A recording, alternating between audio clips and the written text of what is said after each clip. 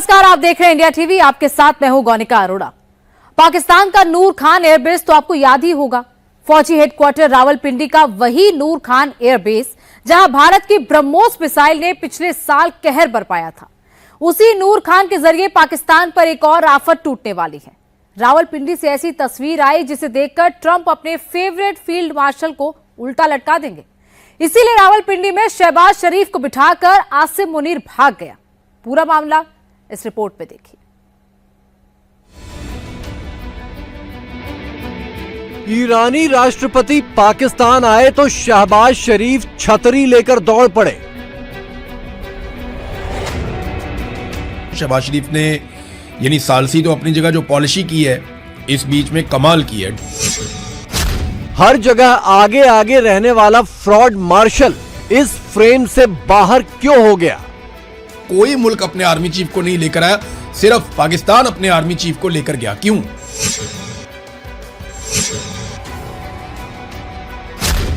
नूर खान पर Iran, Trump को धोखे का नया प्लान। मकसद ईरान पाकिस्तान के दरमियान जो यानी ईरान और यूएसए के दरमियान जो पाकिस्तान मीडिएशन करवा रहा है, उसकी तारीफ की जाएगी। कल के दुनिया के जो बड़े अखबारात हैं, फ्रंट पेज पर पाकिस्तान की तस्वीर लगी। स्पीकर फ्रंट पेज पे इनके अपने घरों में इनकी बहनें हो सकता है शादी की उम्र गुजर रही हो या गुजर चुकी हो, लेकिन ये दूसरों के लिए रिश्ते करवाने के लिए ढूंढते फिरेंगे। ये जो इनकी जिंदगी कोलो फेल तजाद है, ये बिल्कुल फील्ड मार्शल शहबाज शरीफ ने जो किया, उस पर मुझे याद है। स्विट्जरलैंड में हुए तमाशे के 36 घंटे के अंदर एक और तमाशा हो गया। स्विट्जरलैंड में ईरान के तेवर देखकर हक्का बक्का हैरान परेशान शहबाज शरीफ पूरी दुनिया की हेडलाइन बनने के बाद अब रावलपिंडी में हेडलाइन बना रहे हैं। ईरानी राष्ट्रपति मसूद पेजेश्कियां मंगलवार को एक दिन के दौरे पर पाकिस्तान पहुंचे तो उन्हें रिसीव करने के लिए शहबाज शरीफ खुद छतरी लेकर दौड़ पड़े। एयरपोर्ट पर मौजूद इस पूरी भीड़ में न किसी ईरानी को धूप लग रही है, न किसी पाकिस्तानी को धूप लग रही है, सिर्फ शहबाज शरीफ को, और वो अपनी छतरी से ईरानी राष्ट्रपति की धूप भी रोक रहे हैं। ईरान और पाकिस्तान का रिश्ता जितना मजबूत आज है, आज से पहले कभी भी नहीं था। ईरान के ऊपर लगी पाबंदियों में अगर नरमी आती है तो इसका फायदा सिर्फ ईरान को नहीं होगा बल्कि पाकिस्तान को भी होगा। अगर मामलात बेहतर होते हैं तो पाकिस्तान भी इससे अच्छा खासा फायदा उठा सकते हैं और पाकिस्तान की इकोनॉमी को एक ठीक ठाक बूस्ट मिल सकता है। हमारा मकसद तो यही था। बहरहाल सवाल यह है कि ईरानी राष्ट्रपति पाकिस्तान क्या करने आए हैं। स्विट्जरलैंड में हुई बातचीत के तुरंत बाद सिर्फ एक दिन के पाकिस्तान दौरे का मकसद क्या है? ईरानी सदर जो है वो विजिट कर रहे हैं पाकिस्तान का, और मकसद ईरान पाकिस्तान के दरमियान जो यानी ईरान और यूएसए के दरमियान जो पाकिस्तान मीडिएशन करवा रहा है, उसकी तारीफ की जाएगी, उसको सराहना इस दौरे का मकसद यानी शुक्रिया अदा करने के लिए, सिर्फ थैंक यू करने के लिए। कैन यू इमेजिन कि आपने ये मीडिएशन करवाई, thank you very much, thank you so much. अभी तो आपने की वहां पर, जब आप वहां पे थे स्विट्जरलैंड में, तो आपने वहां पर भी शुक्रिया अदा किया, लेकिन वो बाकायदा शुक्रिया अदा करने के लिए पाकिस्तान जा रहे हैं। ईरानी राष्ट्रपति के स्वागत में पूरे इस्लामाबाद और रावलपिंडी में इस्लामिक बिरादर के मैसेज वाले ऐसे पोस्टर लगाए गए थे। याद कीजिए कि ईरान अमेरिका युद्ध के दौरान पाकिस्तान पर डबल गेम के आरोप लग रहे थे। ये भी कहा गया कि पाकिस्तान ने ईरानी जहाजों को अमेरिकी हमलों से बचाने के लिए अपने घर में छिपा लिया। तो क्या ईरान इसी बात का शुक्रिया अदा कर रहा है कि पाकिस्तान ने एक तरफ तो जंग में उसकी मदद की, दूसरी तरफ ट्रंप का चमचा बनकर अमेरिका को धोखा भी देता रहा? ईरान के सदर मेरे इंतहाई प्यारे भाई डॉक्टर मसूद पेजेश्कियान आज पाकिस्तान तशरीफ ला रहे हैं। हमारी दावत के ऊपर दोनों बरादर ममालिक के दरमियान जो ताल्लुकात इन 3 महीनों में मजबूत हुए हैं, उनको मजीद मजबूत करने के लिए आज गुफ्तगू होगी। अल्लाह ताला के फजल करम से अमेरिका और ईरान के दरमियान न सिर्फ जंग बंदी हो चुकी है, बल्कि अगले 60 दिन में जबकि टेक्निकल नेगोशिएशन होंगी, और पूरी उम्मीद है इंशाअल्लाह अल्लाह ताला के फजल से कि ये MOU इंशाअल्लाह 60 दिनों के अंदर एक लॉन्ग लास्टिंग एग्रीमेंट होगा, जबकि दुनिया में अमन कायम होगा।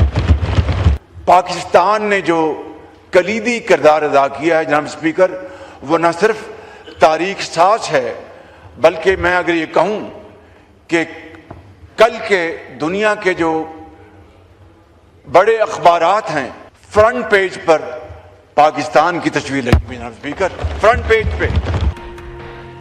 हैरानी की बात है कि ईरानी राष्ट्रपति के स्वागत में जनरल मुनीर ना तो एयरपोर्ट पर दिखाई दिया, ना ही अंदर हुई बैठकों में, जबकि पूरी दुनिया में पाकिस्तान की ओर से हर जगह आगे आगे वही जाता है, शहबाज शरीफ पीछे पीछे।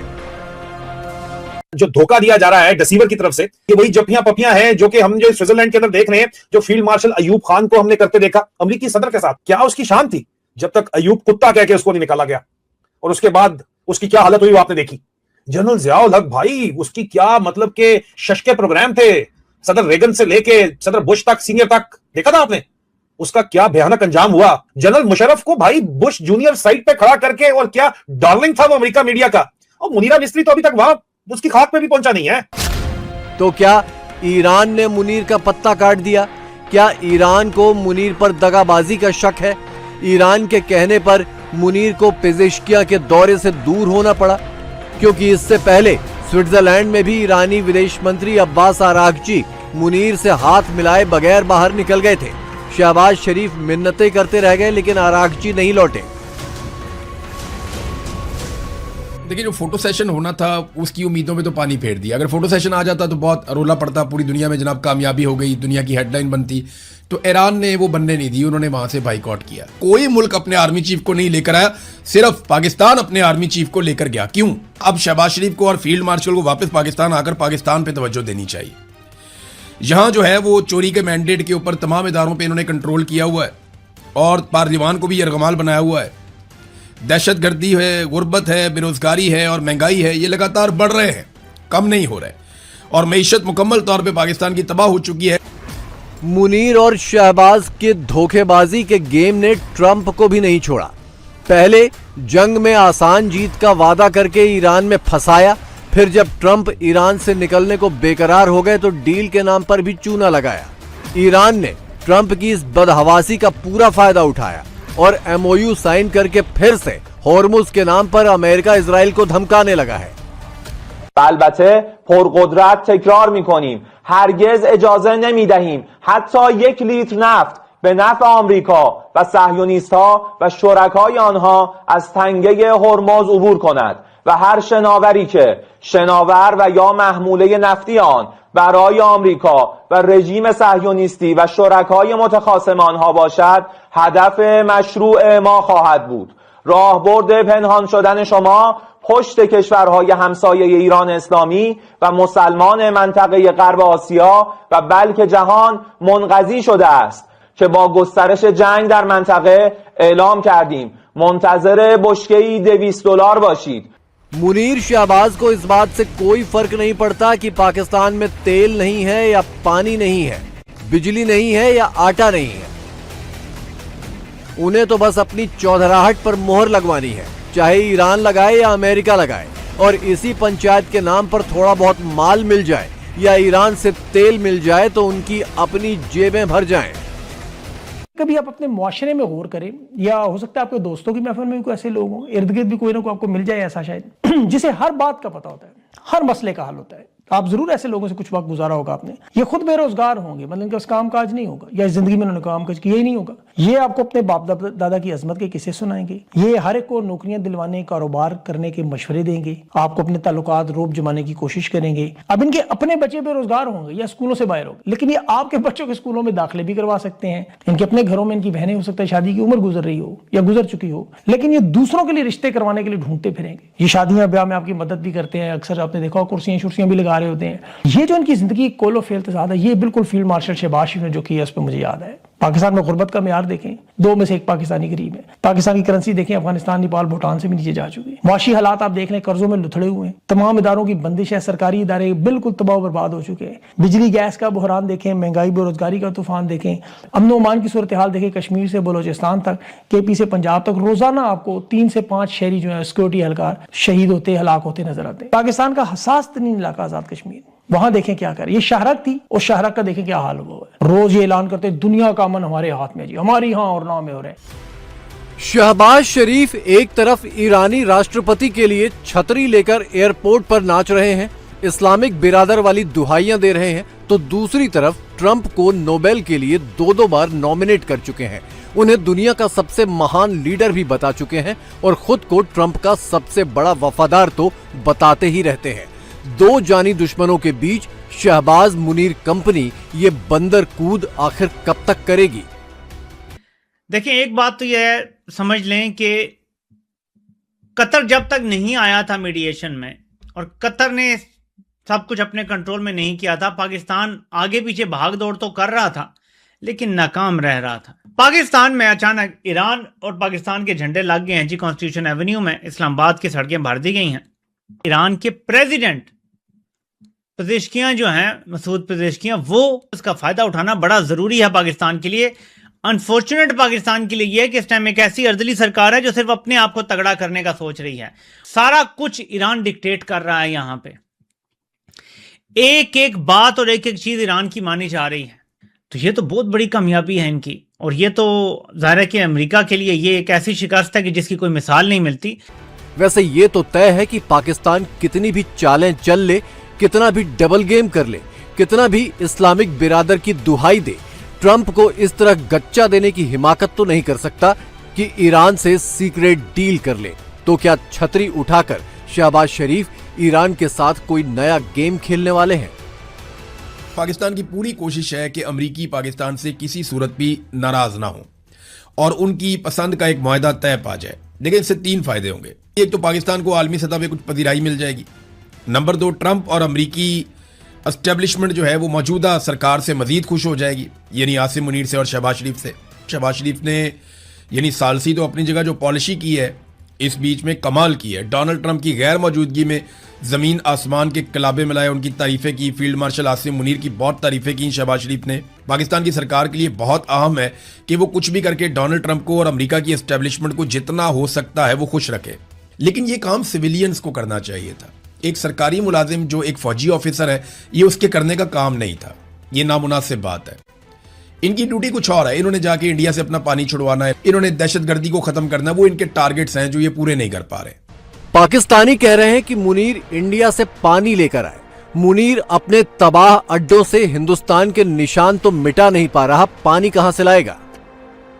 ईरानी राष्ट्रपति मसूद पेजेश्कियां पाकिस्तान में जिस एयरबेस पर उतरे वो रावलपिंडी का नूर खान एयरबेस है। वही नूर खान एयरबेस जिसे ऑपरेशन सिंदूर के दौरान भारत ने वर्ल्ड फेमस कर दिया था। भाईजान नूर खान बेस में आके गिरा है। ये अटैक हुआ है नूर खान बेस पे, बिल्कुल घर के सामने। अभी एक जहाज गुजरा है और ये नूर खान बेस के ऊपर अटैक हुआ है। भारत के हमले के बाद जब नूर खान एयरबेस रिपेयर हो गया तो ईरान ने भी अपने जहाज यहीं पर छिपाए थे। पहले तो बहुत कह रहे थे कि इन्होंने बहुत बड़ी अचीवमेंट हासिल की है कि जी इन्होंने ईरान और अमेरिका की बात करवा दी। क्या वाकई हम इतने स्ट्रांग हैं या हमारी इतनी वैल्यू है दुनिया में कि हम जो है वो अमेरिका और ईरान को जो है लड़ाई बंद करने पे मजबूर कर दें, या ये फैसला अमेरिका ने खुद ही किया था और इन्हें बीच में बस वैसे ही एक फेस सेविंग के लिए लाया गया पाकिस्तान को? मेरा जाती ख्याल यही है कि ये बेसिकली फेस सेविंग के लिए ये लोग लाए गए थे, क्योंकि ईरान की जो सिचुएशन थी ना वो बहुत एस्केलेट कर रही थी। तो अब इन हालात में अब ज़ाहिर है किसी मीडिएटर की तो ज़रूरत थी कि जो दरमियान में आए, फेस सेविंग भी दे, मसले को हल भी करे। तो फिर जो नज़र करम थी डोनाल्ड ट्रंप की वो इन्हीं लोगों पे पड़ी। तो वो फिर इन्होंने अपना एक रोल वो जो इन्वर्टेड कॉमर्स वो प्ले किया। तो ये हालात हैं हमारे यहाँ पे। बस क्या आपको बताएं, हर चीज जो है वो अब रोना आता है उस पे कि मुल्क के ये हालात बन चुके हैं।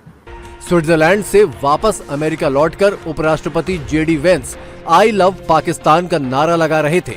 अब ईरान की हॉर्मुज स्ट्रेट पर धमकी और ईरान की पाकिस्तान में खातिरदारी के बाद देखना है कि ये मोहब्बत कितनी और कब तक परवान चढ़ती है।